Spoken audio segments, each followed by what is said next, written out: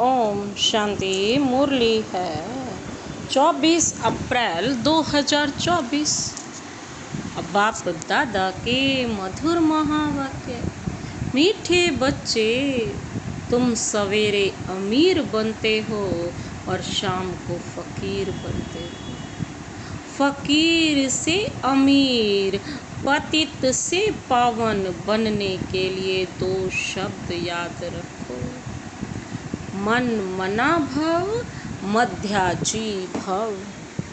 मीठे बच्चे, तुम सवेरे अमीर बनते हो, अर्थात जब पहला जन्म होता है तो सतयुग में सुबह सुबह स्टार्टिंग में क्या बनते हैं हम लोग, सतयुग में कितने अमीर होते हैं, और शाम को क्या बन जाते हैं, द्वापर के बाद कलयुग में फकीर बनते हैं। और फकीर से फिर बाबा आते हैं, शिव बाबा हमें परिचय देते हैं, पूरे ड्रामा का राज देते हैं, पूरे झाड़ का।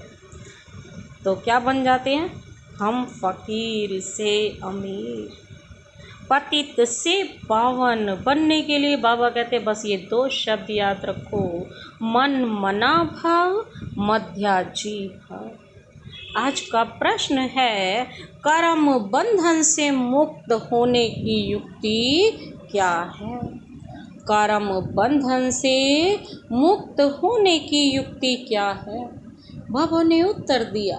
पहला पॉइंट है याद की यात्रा तथा ज्ञान का सिमरण।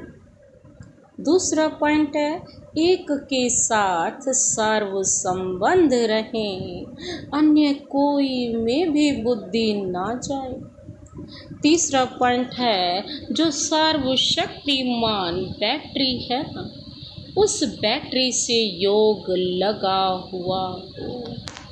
अपने ऊपर पूरा ध्यान दो, दैवी गुणों के पंख लगे हुए, तो कर्म बंधन से मुक्त होते जाएंगे। पहला पॉइंट है याद की यात्रा और ज्ञान का सिमरण। दूसरा है एक के साथ सर्व संबंध और कोई बुद्धि लटके ही ना किसी की तरफ। तीसरा जो सर्वशक्तिमान बैटरी है ना, उसी बैटरी के साथ सदा हमारा कनेक्शन हो। अपने पर पूरा ध्यान दो, दैवी गुणों के पंख लगे हुए हो, तो कर्म बंधन से मुक्त होते जाएंगे। ओम शांति। बाप ने बैठ समझाया है, यह है भारत के लिए कहानी। क्या कहानी है? सुबह को अमीर और शाम को फकीर, इस पर एक कहानी है ना। सुबह को अमीर था, यह बातें तुम जब अमीर हो तब नहीं सुनते, जब पास्ट हो जाता ना तब सुनते। फकीर और अमीर की बातें तुम सब बच्चे संगम युग पर ही सुनते हो। बाप ही आकर सुनाता ना, कैसे हम अमीर थे अब क्या बन गए हैं, कैसे हमें फिर से अमीर बनना है, कि बाबा ही आकर भी बताते। बाबा कहते हैं यह दिल में धारण करना है, बरोबर भक्ति फकीर बनाती है और ज्ञान अमीर बनाता है। दिन और रात भी बेहद का है, फकीर और अमीर भी बेहद की बात है, और बनाने वाला भी बेहद का बाप है। सभी पतित आत्माओं के लिए एक ही बैटरी है पावन बनाने की। ऐसे ऐसे टोटके याद रखो, बाबा कहते, तो खुशी में रहेंगे। बाप कहते हैं बच्चे, तुम सवेरे अमीर बन जाते हो, फिर शाम को फकीर बन जाते। कैसे बनते हो यह भी बाप समझाते हैं। फिर पतित से पावन, फकीर से अमीर बनने की युक्ति भी बाप बतलाते हैं। यह और कोई बतला ना सके कि कैसे तुम अमीर से फकीर बनते हो और फकीर से अमीर। ये कहानी भी एक बाप ही बता सकते हैं। मन मना भाव मध्याजी भाव, यह दो युक्तियां हैं, यह भी बच्चे जानते हैं। यह पुरुषोत्तम संगम युग है। तुम जो भी यहाँ बैठे हो, गारंटी है तुम स्वर्ग के अमीर जरूर बनेंगे। नंबर बार पुरुषार्थ अनुसार। स्कूल में भी ऐसे होता है ना, नंबर बार क्लास ट्रांसफर होता है, इम्तिहान पूरा होता है तो फिर नंबर बार जाकर बैठते हैं। वह है हद की बात और यह है बेहद की बात। नंबर बार रुद्रमाला में जाते हैं, माला अथवा झाड़, बीज तो झाड़ का ही है, परमात्मा फिर मनुष्य सृष्टि का बीज है। यह बच्चे जानते हैं कि झाड़ वृद्धि को कैसे पाता है, पुराना कैसे होता है, आगे यह तुम नहीं जानते थे। बाप ने आकर समझाया है, अभी यह है पुरुषोत्तम संगम युग। अभी तुम बच्चों को पुरुषार्थ करना है, दैवी गुण के पंख भी धारण करने, अपने ऊपर पूरा ध्यान देना है। याद की यात्रा से ही तुम पावन बनेंगे और कोई उपाय नहीं। बाप जो सर्वशक्तिमान बैटरी है, उनसे पूरा योग लगाना। उनकी बैटरी कभी ढीली नहीं होती। वह सतो रजो तमो में नहीं आते, क्योंकि उनकी सदा कर्मातीत अवस्था है। तुम बच्चे कर्म बंधन में आते हो। कितने कड़े बंधन हैं। इन कर्म बंधनों से मुक्त होने का एक ही उपाय है। क्या उपाय है? याद की यात्रा। बुद्धि सदा शिव बाबा के साथ लगी। इनके सिवाय और कोई उपाय नहीं। जैसे यह ज्ञान है, यह भी हड्डियां नरम करना है। यूं तो भक्ति भी नरम बनाती है। कहेंगे यह बेचारा भक्त आदमी है, इनमें ठगी आदि कुछ भी नहीं है, परंतु भक्तों में ठगी भी होती है। बाबा अनुभवी है। आत्मा शरीर द्वारा धंधा धोरा करती है, धंधा धोरी करती है ना, तो इस जन्म का भी सब कुछ स्मृति में आता है। बाबा कहते 4-5 वर्ष की आयु से अपनी जीवन कहानी याद रहनी चाहिए। कोई 10-20 वर्ष की बात भी भूल जाते हैं। जन्म जन्मांतर का नाम रूप तो बाबा कहते हैं याद नहीं रह सकता। एक जन्म का तो कुछ बता सकते हैं, फोटो आदि रखते हैं। दूसरे जन्म का तो पता नहीं रह सकता। हर एक आत्मा भिन्न नाम रूप देश काल में पार्ट बजाती है। नाम रूप सब बदलता रहता है। यह तो बुद्धि में है। कैसे? आत्मा एक शरीर छोड़ फिर दूसरा लेते हैं। जरूर 84 जन्म, 84 नाम, 84 बाप बने होंगे। अंत में फिर तमो प्रधान संबंध हो जाता है। इस समय जितने संबंध होते हैं उतने कभी नहीं होते। कलयुग संबंधों को बंधन ही समझना चाहिए। कलयुगी जो संबंध है ना, वो बंधन से कम नहीं है। कितने बच्चे होते हैं, फिर शादी करते हैं, फिर बच्चे पैदा करते हैं। इस समय सबसे जास्ती बंधन है चाचे मामे काके का। जितने जास्ती संबंध बाबा कहते उतने जास्ती बंधन। अखबार में पढ़ा 5 बच्चे इकट्ठे जन्मे, पांचों ही तंदुरुस्त है। हिसाब करो कितने ढेर संबंध बन जाते हैं। इस समय तुम्हारा संबंध सबसे छोटा है, सिर्फ एक बाप से सर्व संबंध है।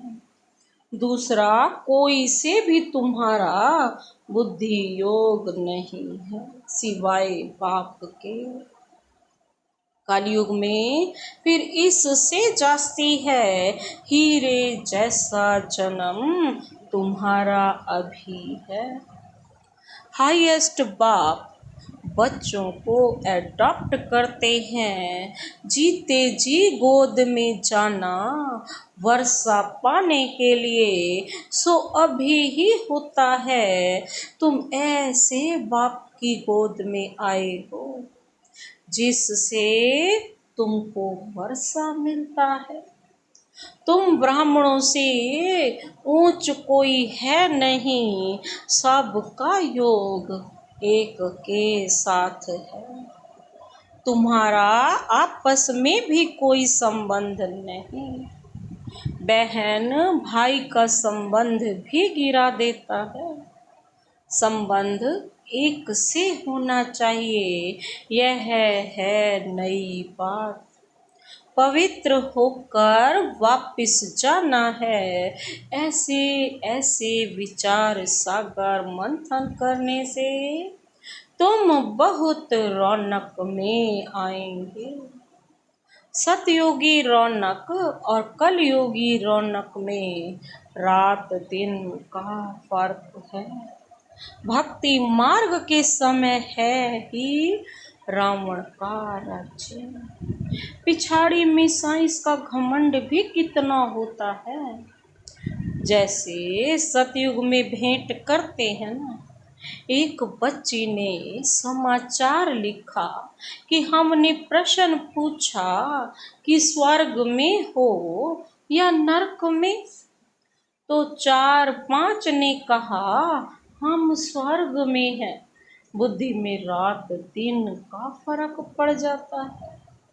कोई समझते हैं हम तो नरक में हैं, फिर उनको समझाना पड़ता है कि स्वर्गवासी बनने चाहते हो। स्वर्ग कौन स्थापन करते हैं, यह बहुत मीठी मीठी बातें हैं। तुम नोट करते हो परंतु वह कॉपी में ही नोट्स रह जाते हैं। बाबा कहते हैं वह कॉपी में ही नोट्स रह जाते हैं, समय पर याद नहीं आते। अब पतित से पावन बनाने वाला परम पिता परमात्मा शिव है। वह कहते हैं माँ में कम याद करो तो पाप कट जाएंगे। याद में कोई तो आमदनी होगी ना। याद की रस्म अब निकली है, याद से ही तुम कितने ऊंच स्वच्छ बनते हो। जितनी जो मेहनत करेगा बाबा कहते हैं उतना ऊंच पद पाएगा। बाबा से भी पूछ सकते हो। दुनिया में तो संबंध और जायदाद के पीछे बाबा कहते झगड़े ही झगड़े हैं। यहाँ तो कोई संबंध नहीं, एक बाप दूसरा ना कोई। बाप है बेहद का मालिक। बात तो बड़ी सहज है। उस तरफ है स्वर्ग और इस तरफ है नर्क। नर्कवासी अच्छे या स्वर्गवासी अच्छे? जो सयाने होंगे वह तो कहेंगे स्वर्गवासी अच्छे। कोई तो कह देते हैं नर्कवासी और स्वर्गवासी। इन बातों से हमें कोई मतलब नहीं। क्योंकि बाप को नहीं जानते हैं कोई, फिर बाप की गोद से निकल माया की गोद में चले जाते। वंडर है ना, बाप भी वंडरफुल तो ज्ञान भी वंडरफुल, सब वंडरफुल है। इन वंडर्स को समझने वाला भी ऐसा ही चाहिए, जिसकी बुद्धि इस वंडर में ही लगी रहे।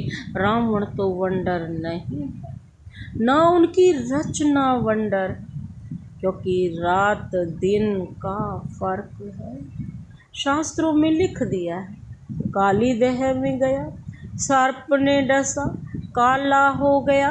अब तुम अच्छी रीति ये सब समझा सकते हो। श्री कृष्ण के चित्र को कोई उठाकर पढ़े तो बाबा कहते हैं रिफ्रेश हो जाए। 84 जन्मों की कहानी है। श्री कृष्ण के पूरे 84 जन्म है ना। श्री कृष्ण का चित्र उठाओ, कैसे ये बना, कौन था, कब बना, कितने जन्म सतयुग मिले, कितने त्रेता में, कितने द्वापर में, कितने काल, फिर अंत में बाबा ने आकर के स्वयं इनका रथ लिया, और फिर कैसे कैसे ये सारा पूरा चक्र ही श्री कृष्ण के चित्र उठाते ही 84 जन्मों की कहानी।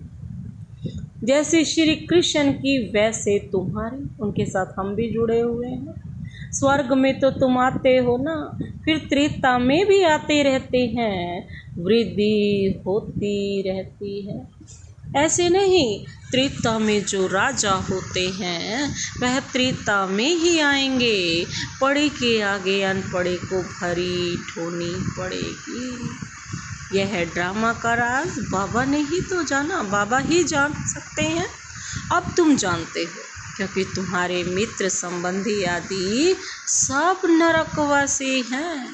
हम पुरुषोत्तम संगम युगी हैं। अब पुरुषोत्तम बन रहे हैं। बाहर के रहने और यहाँ 7 रोज आकर रहने में बहुत फर्क पड़ जाता है। हंसों के संग से निकल बगुलों के संग में आ जाते हैं। बहुत बिगड़ने वाले भी हैं। बहुत बच्चे मुरली की परवाह नहीं करते हैं। बाप समझाते हैं, गफलत नहीं करो, तुमको तो खुशबूदार फूल बनना है। सिर्फ एक बात ही तुम्हारे लिए काफ़ी है, याद की यात्रा। यहाँ तुमको ब्राह्मणों का ही संग है। कहाँ ऊंचते ऊंच और कहाँ नीच।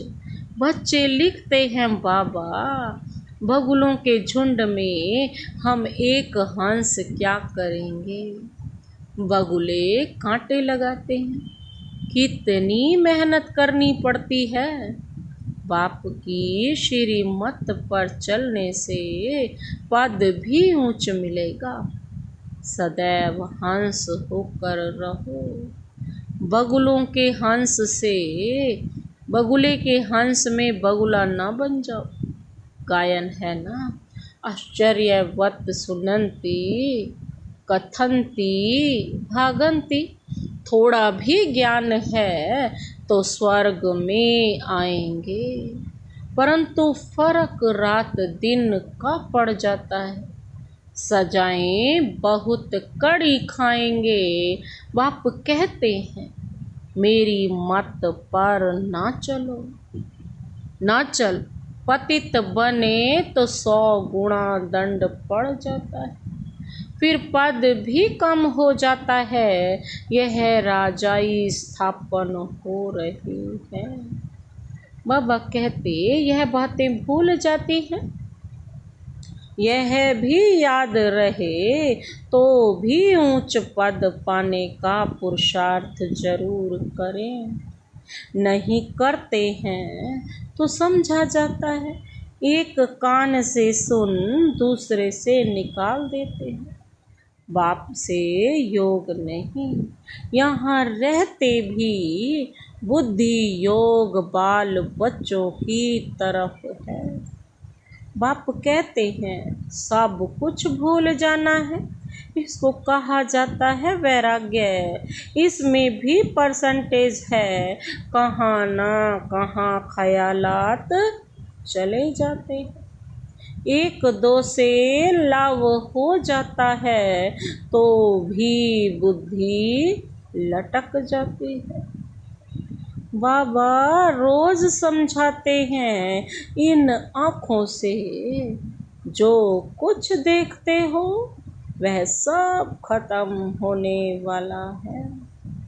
तुम्हारा बुद्धि योग नई दुनिया में रहे और बेहद के संबंधियों से बुद्धि योग रखना है। यह है माशूक वंडरफुल है। भक्ति में गाते हैं, आप जब आएंगे तो आपके बगैर हम किसको भी याद नहीं करेंगे। अब मैं आया हूँ तो अब तुमको सब तरफ से बुद्धि योग हटाना पड़े ना। यह सब कुछ मिट्टी में मिल जाना है। तुम्हारा जैसे मिट्टी के साथ बुद्धि योग है, मेरे साथ बुद्धि योग होगा तो मालिक बन जाएंगे। बाप कितना समझदार बनाते हैं। मनुष्य नहीं जानते कि भक्ति क्या है और ज्ञान क्या है। अब तुमको ज्ञान मिला है तब तुम भक्ति को भी समझते हो। अब तुमको फीलिंग आती है कि भक्ति में कितना दुख है। मनुष्य भक्ति करते हैं, अपने को बहुत सुखी समझते हैं, फिर भी कहते हैं भगवान आकर फल देंगे। किसको और कैसे फल देंगे वह कुछ भी नहीं समझते।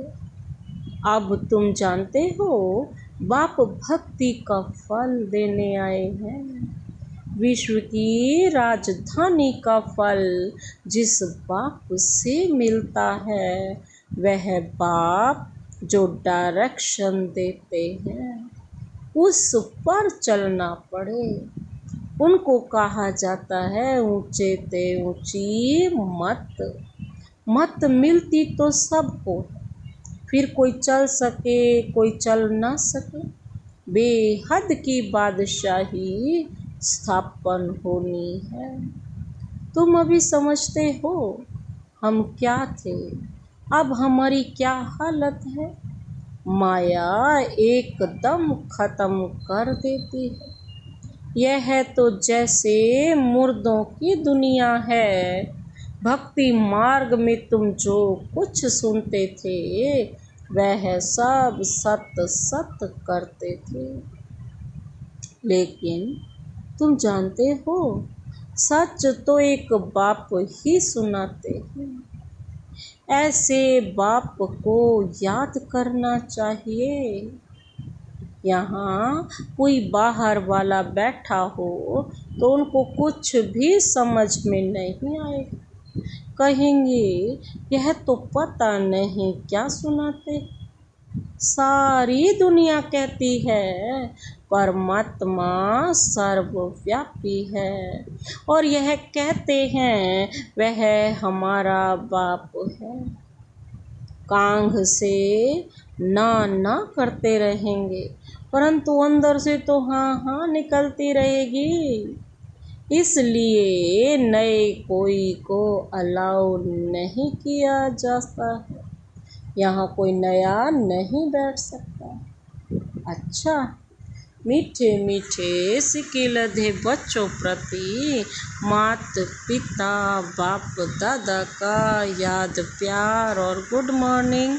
रूहानी बाप की रूहानी बच्चों को नमस्ते। हम रूहानी बच्चों की रूहानी बाप दादा को नमस्ते नमस्ते नमस्ते। Good morning. शुक्रिया बाबा, शुक्रिया। धारणा के लिए मुख्य सार है। पहला पॉइंट है खुशबूदार फूल बनने के लिए संग की बहुत संभाल करनी। हंसों का संग करना है, हंस होकर रहना है। मुरली में कभी बेपरवाह नहीं बनना है, गफलत नहीं करनी है। खुशबूदार फूल बनने के लिए संग की बहुत संभाल करनी है। हंसों का संग करना है, हंस होकर रहना है। मुरली में कभी बेपरवाह नहीं बनना, गफलत नहीं करनी।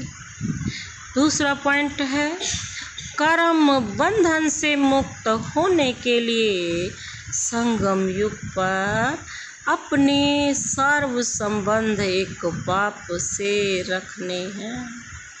आपस में कोई संबंध नहीं रखना है, किसी हद के संबंध में लाभ रख बुद्धि योग लटकाना नहीं है, एक को ही याद करना है। कर्म बंधन से मुक्त होने के लिए संगम युग पर अपने सर्व संबंध एक बाप से ही रखने हैं। आपस में कोई संबंध नहीं रखना है, किसी हद के संबंध में लाभ रख बुद्धि योग लटकाना नहीं, एक बाप को ही याद करना है।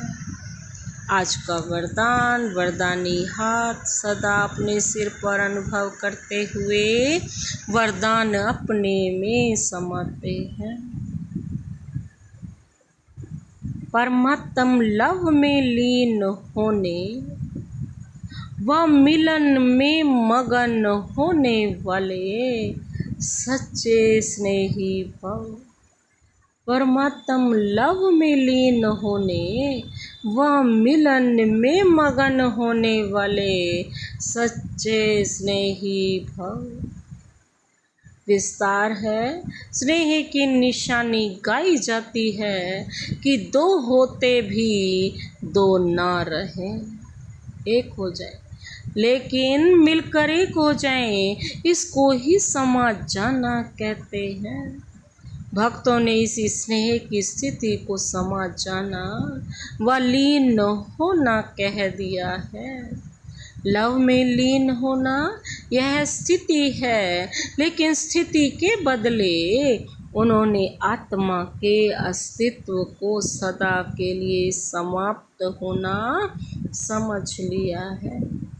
आप बच्चे जब बाप के व रूहानी माशूक के मिलन में मगन हो जाते हैं तो समान बन जाते हो। आज का स्लोगन, अंतर्मुखी वह है जो व्यर्थ संकल्पों से मन का मौन रखता है। अंतर्मुखी वह है जो व्यर्थ संकल्पों से मन का मौन रखता है। अच्छा, ओम शांति।